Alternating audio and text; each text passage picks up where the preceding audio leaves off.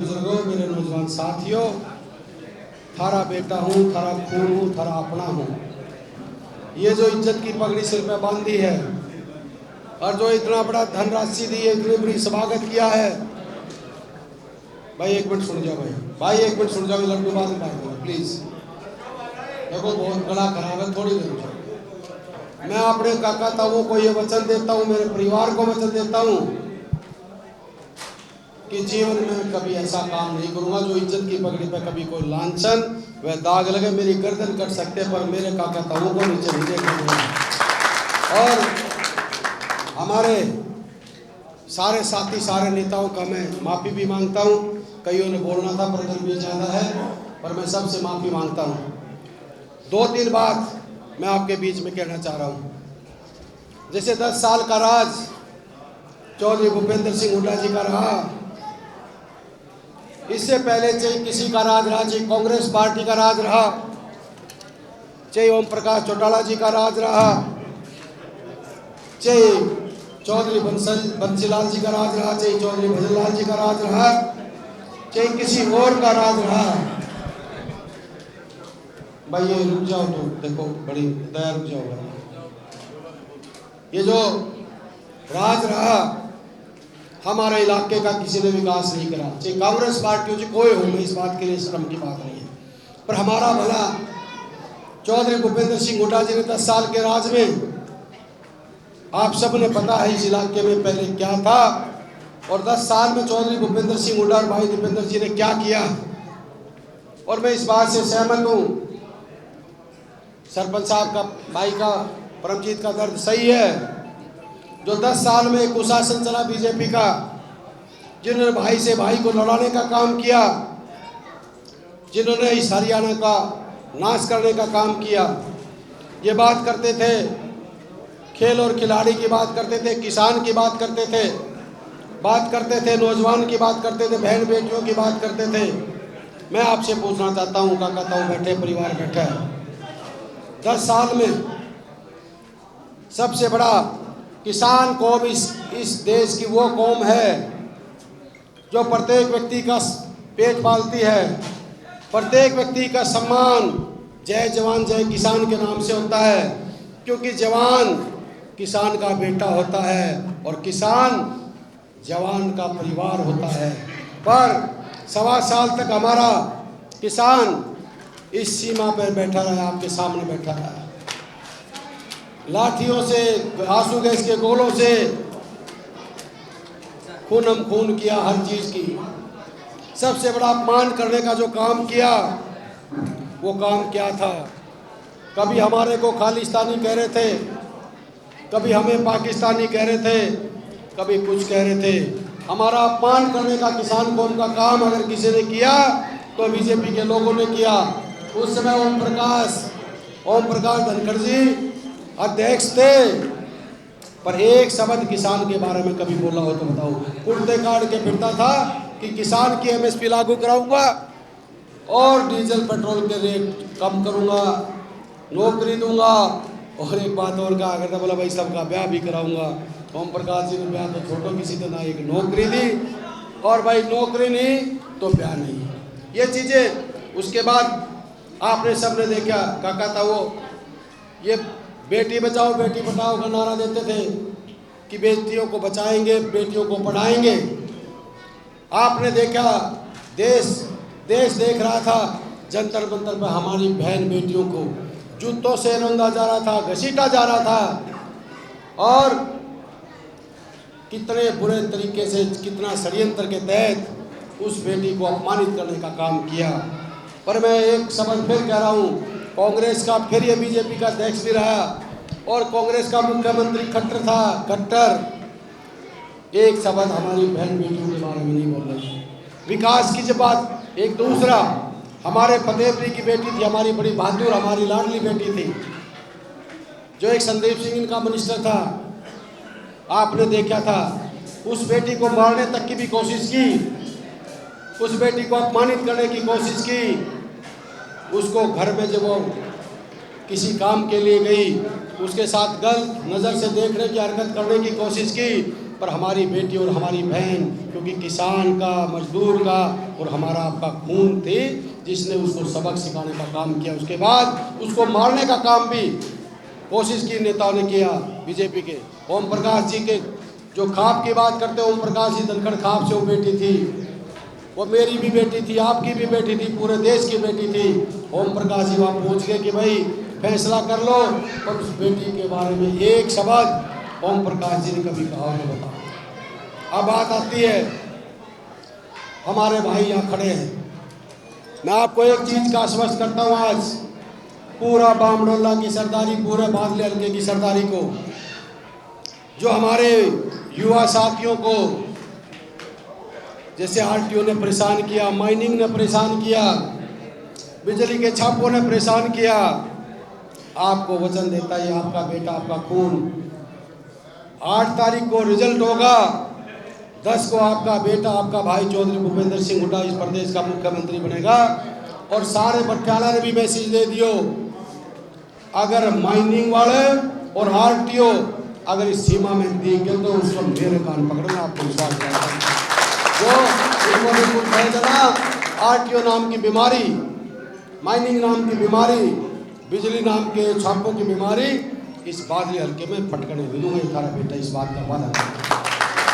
और चौधरी भूपेंद्र हुड्डा इस प्रदेश के मुख्यमंत्री बन रहे, अपने का कहता हूँ तो रिक्वेस्ट करता हूँ, बादली हल्के में तो सारी रिश्तेदारी कहना ही कहना है, पर चाहे बेरी है, चाहे और कहीं है, जहाँ भी आपकी रिश्तेदारी है, सब एक ही बात करो कि चौधरी भूपेंद्र सिंह हुड्डा को वोट दें, क्योंकि वो हरियाणा को, अगर कोई हरियाणा का भला कर सकता है और खासकर अपना भला अगर कोई कर सकता है तो चौधरी भूपेंद्र हुड्डा कर सकता है। भाई बताओ, और इसके अलावा खट्टर कर देगा क्या हमारा भला? खट्टर कर देगा? ऐसे नहीं कर देगा, क्योंकि इन्होंने हमारे पसीने से बदबू आती है, हमारे इनके अंदर खुद में कितनी बदबू हो मुझे नहीं पता, पर हमारे से बदबू आती है। हमें तो ये ऐसे समझते हैं पता नहीं हम कहाँ से आए हुए हैं। किसान कौम से इनको नफरत है, मजदूर से इनको नफरत है, हर उस वर्ग से नफरत है। मैं 2-3 बात कहेगी क्योंकि गर्मी ज़्यादा है। एक तो हुड्डा साहब ने फैसला लिया है, अपनी पहली कलम से जो हुड्डा साहब कहते हैं वो करते हैं। 6,000 पेंशन ताई की, 6,000 ताऊ की, 6,000 काका की, 6,000 काकी की, और जो बिजली की मार आपको पड़ती है, 300 यूनिट बिजली का बिल किसी ने भी नहीं भरना पड़ेगा, ये भी हुड्डा साहब ने फैसला लिया है। उसके बाद तीसरा, जो हमारे गरीब भाई है सीबीसी के, या चाहे गरीब को जनरल का भी है, उन सबको 100-100 गज के प्लॉट देंगे और 3.5 लाख रुपए का मकान बना के भी उनको देने का नाम चौधरी भूपेंद्र सिंह हुड्डा करेंगे।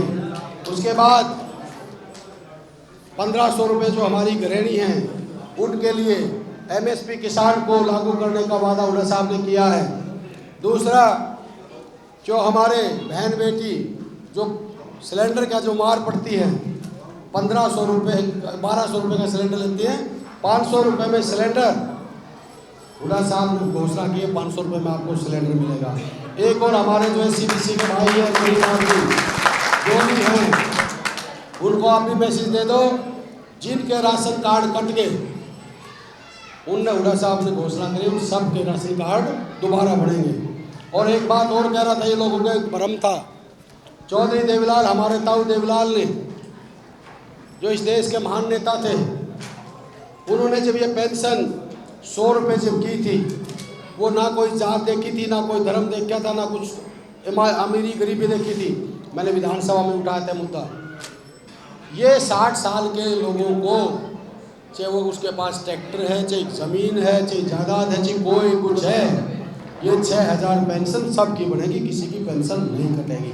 ये भी हुड्डा साहब की तरफ से। और लास्ट में काफ़ी ऐसी घोषणा है, काका था वो, भाइयों, मेरे पे बहुत कर्ज इस इलाके का है, और आपको एक विश्वास दिलाता हूँ, मुझे जाने मन जाने मुझे कोई गलती हुई हो, देखो मेरे पास भाई इतनी ग्रांट तो इन्होंने दी नहीं, मैं विपक्ष में था, फिर भी भाई मैंने जितनी हुई पता नहीं 20-25 लाख जो भी मैंने ग्रांट अपने बामडोला गांव में 5 करोड़ के, इससे 12 करोड़ मिली, मैंने दी। पर मैंने कभी भी अपने काका ताऊओं से मैं अलग रहा हूँ तो बताओ भाई, कभी भी भाई ऐसा तो नहीं है कि भाई अरविंद शर्मा के बारे में लोग कहते थे कि भाई आज वोट मांगना आ गया, तो भाई मैं थारा बेटा थारा खून थारे बीच में आता था या नहीं आता था, ये तो मुझे बताओ। कोई शिकायत तो हो तो भाई मुझे बता भी दो भाई, मैं थोड़े खड़ा हूँ। एक चीज़ आप कह रहा हूँ, ये गांव राम बैठा है, एक तो मेरा कोई दलाल नहीं मिलेगा आपने, ये आपको वचन देता हूँ। मैं आपका हूँ, सबका हूँ, मैं आपका बेटा आपका खून। ये विश्वास दिलाता है कि कोई किसी भाई का ये भरम हो कि भाई फलाने ने की जाके मिलना पड़ेगा, दिगड़े ने की जाके मिलना पड़ेगा। मैं थारा हूँ, थम मेरे हो। आधी रात को कभी भी किसी प्रकार की, मेरे जो इलाके के साथी हैं, क्या होता है हमारे भाई ये सब हमारे साथी हैं, ईमानदारी से मेरे साथ खड़े हैं। मेरा साथी भी ईमानदारी से, मेरे जितने भी साथी हैं ईमानदारी से आपकी सेवा करेंगे। हमारे साथियों की तरफ से भी कभी जीवन में कोई कमी नहीं आएगी, हमें पता है। मैं इनको भी विश्वास दिलाता हूँ कि इनके चाहे मान सम्मान की बात होगी, चाहे नौकरी की बात होगी, चाहे विकास की बात होगी, अपने गांव को 21 रखूँगा, 19 नहीं दूँगा, ये विश्वास दिलाता हूँ। और कई बार क्या होता है, राजनीतिक आदमी एक घर में जाके बैठना चाहता है। मेरे लिए प्रत्येक बामडोला का व्यक्ति भगवान के बराबर है। मैं आपको विश्वास दिलाता हूँ, मैं सबको सम्मान दूंगा, सबका साथ लेके चलूँगा।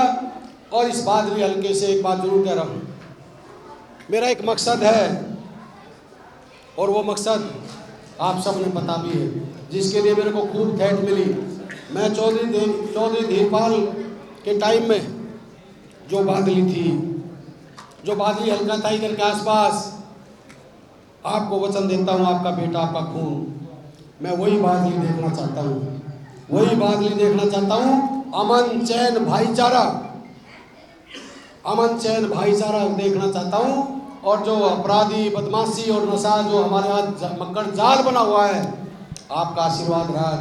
बादली के हमारे साथी बैठे, मैंने उस पर बहुत काम करने की कोशिश की है और काफ़ी हद तक उन पर नकेल भी लगाई। इतना भारी चरस गांजा जो नशे का बिकता था, और जो यहाँ पे आपने देखा था जो लोग बच्चे हमारे खराब हो रहे थे, तो मैं आपको विश्वास दिलाता हूँ उस पर भी मैं काम करने की कोशिश करूँगा। और आपके आशीर्वाद से इस इलाके में मैं जो कहना चाह रहा हूँ, आप मेरी बात को समझ गए होंगे। मैं अमन चैन भाईचारा ये मैं स्थापित करने की कोशिश करूँगा। आपने मेरी बात सुनी, काका ताऊ खड़े हो भाई, 5 तारीख में मेरा भी पेपर है यू है भाई, बैठियो भाई, बैठियो अमित भाई, भाई बैठ जाओ भाई। 5 तारीख में मेरा भी पेपर है, बामडोला की सरदारी खड़ी है, और 8 में रिजल्ट आएगा, तो भाई मेरे भी नंबर ठीक ठाक लगा दियो। रिक्वेस्ट आप सबसे, ठीक है ना, आपसे रिक्वेस्ट है, आप सबसे मेरी रिक्वेस्ट है। थारा बेटा हूँ, थारा भाई हूँ, और ये विश्वास रखना जो 10 साल इस इलाके का विकास में, चाहे नौकरी में, चाहे सम्मान में, जो विनाश करने का काम बीजेपी ने किया है, मैं और आपका बेटा और आपका दीपेंद्र हुड्डा जी और दोनों भाई मिलके इस इलाके को चौवे विकास के लिए, जैसे पहले विकास होते उसी तरीके से विकास और रोजगार, नौकरी और सबसे बड़ा सम्मान देने का हम काम करेंगे।